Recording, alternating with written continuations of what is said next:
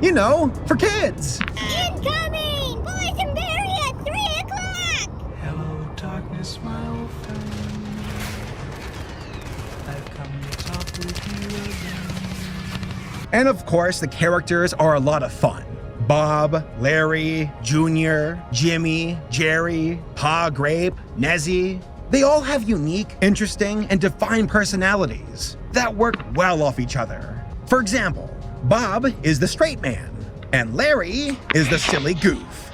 Good stuff. That's a good dynamic. There are even adult jokes in this show. Now, they're not dirty, and they went over my head when I was a kid. Why did the chicken cross the road? Weed eater.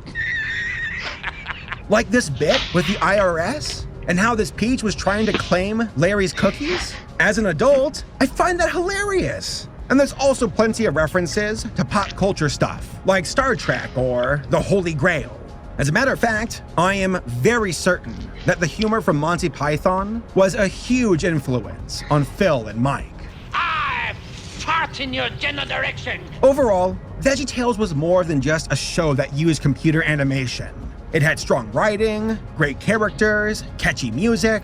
Combine all of this with clever computer animation, and you had something that was truly one of a kind. And people were starting to notice. Phil was flown out to Nashville, Tennessee, to talk to a guy from a Christian music company called Word Records. In May of 1994, they struck a deal, and Word asked for 11 episodes, provided funding, and would be a distributor. Despite this investment of money, Big Idea was almost broke and was barely keeping its head above water, since costs were very high. In August of '94, the first 2 episodes of VeggieTales finally arrived in 750 Christian bookstores. Now, as far as world records go, VeggieTales was not the first half-hour-long CGI show. That was claimed by the Crash Test Dummies. But VeggieTales was the first CGI home video series and the first CGI series of any kind produced in the United States. Now, despite being the first in a few categories, initial sales were very low, and people at Christian bookstores were not really going for it. Phil even considered at this point selling Big Idea. But then Phil's lawyer said, "Hey, I have a friend who wants to give you $50,000. But in exchange, he and I get to own a percent of the company." Phil said in his book that the donor, and the friend of his lawyer, was jokingly called Mr. Silent, since he worked remotely. This guy would also step in to help with accounting at Big Idea.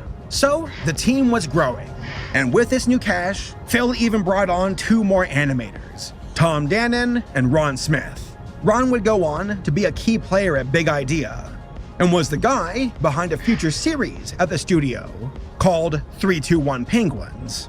We'll talk about that in a bit. But now, it was early 1995.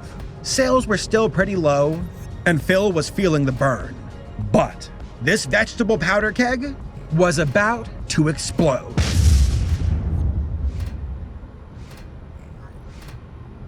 So, what caused VeggieTales to blow up in popularity?